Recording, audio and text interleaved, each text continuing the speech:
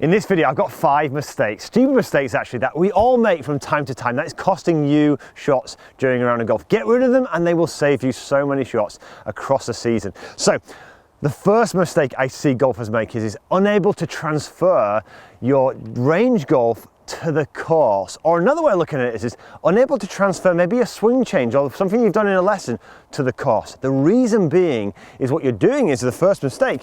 You are taking way too many swing thoughts out onto the course and over the ball.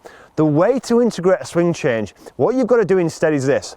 You don't have a million swing thoughts over the ball. You need to stay engaged with your target. Engaged with your target basically means you need to be focusing on where you're going as opposed to focusing on what you're doing. Okay, does that make sense? So let's give you an example.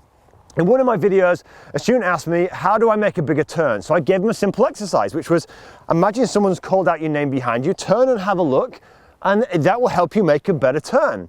But if you think about that over the golf ball, that's not going to be very, very good when you're playing a shot, right? You're disengaging with the target and you're focusing too much on your swing. Instead, do this. Put this into a routine, something like this. So if I'm going to take a practice swing, what I'd do is I need to make a bigger turn. I'm going to turn and have a look over my trail shoulder here, teach my body what that feels like, maybe do one more movement, feeling what that's like. Then what I'm going to do is I'm going to re-engage with the target again.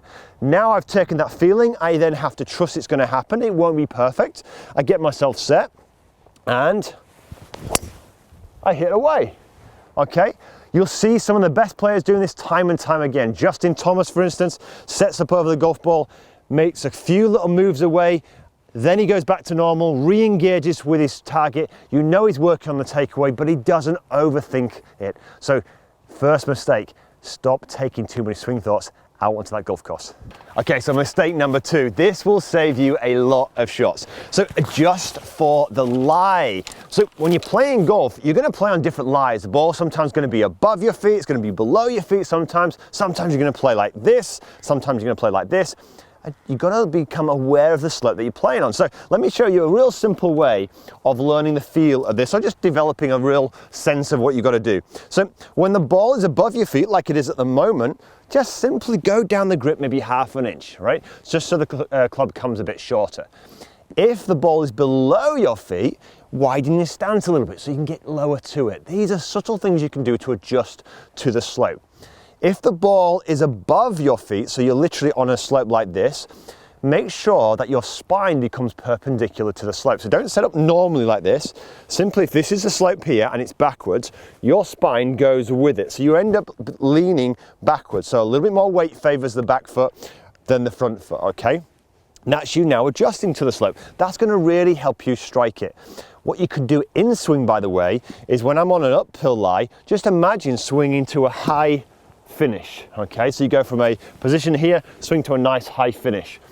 When the ball is in a sense above your feet like this, or we're going downhill, what you want to do is do the opposite. Get your spine look going this way. So now you're going to go into a lower finish. So use that as a guide. So when the ball's in a sense on a downhill lie, simply finish lower. And I would imagine finishing where my hands don't go past my shoulder height.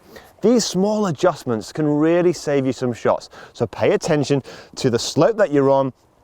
Ball is above my stance here. When the ball's above my stance, it's going to want, for me, it's going to want to curve this way naturally. So ball curves from right to left on uphill, and when it's below me, it wants to curve from left to right. I also take that into consideration. So I'm going to aim here, right edge of the green, and let the ball curve in.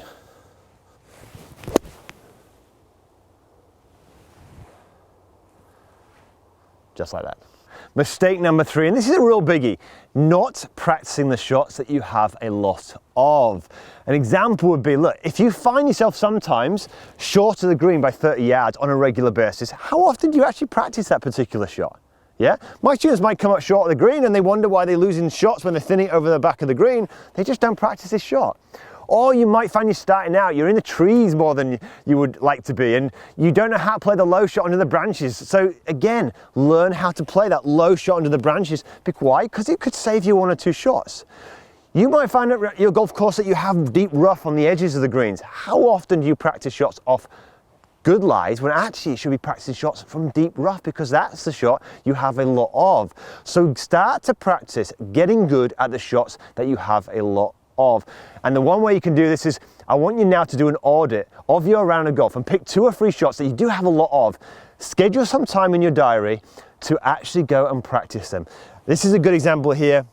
Some of my students might come up short of the green and they have this particular shot here and they fat it or thin it a few times and they keep doing the same thing. Why? Because they don't spend time. So 30-yard shot here, I'm going to land it short of the green, nice and simple.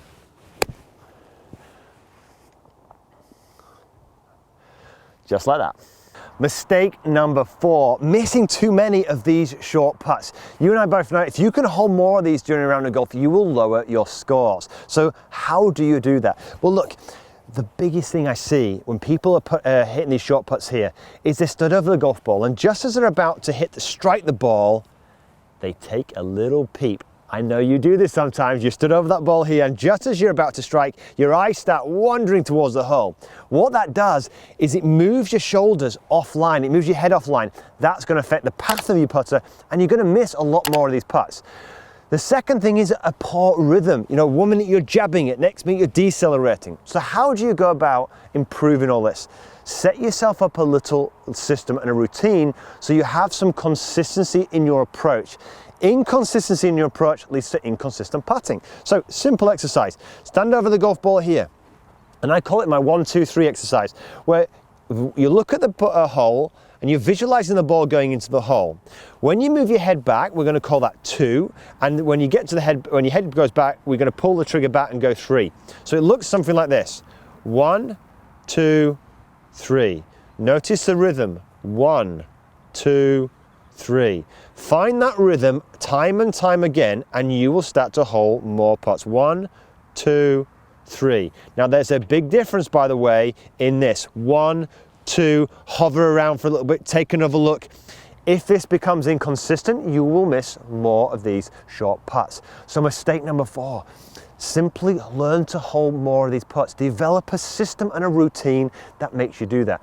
Have a routine which is rhythmical, and you'll have more flow to your putting stroke too. Hope that helps. Tip number 5, how many shots do you think you could save in a round of golf if you were more confident? Well, to become confident, you've got to put some really good habits into your game. And one of the ones you can do is so simple. After a round of golf like this, simply start to focus on some of the great things in your round of golf. What was the best shot you hit? Because I don't know about you, but how often do you actually play in Panthers? Well, if I hadn't have hit that dodgy shot there, I would have shot X. Or, God, they were so slow today. It was such a slow round of golf. All this is breeding negativity and is storing bad memories, which over time, stacked on top of each other week after week, will really spoil your confidence. When you start to focus on some of the good things stacked on top of each other, that will build your confidence over a period of time.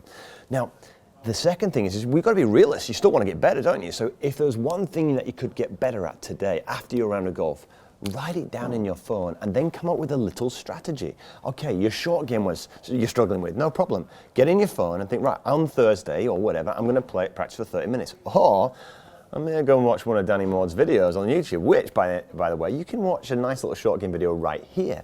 Simple stuff that you can do to breed some confidence into your game. So really hope you enjoyed these mistakes.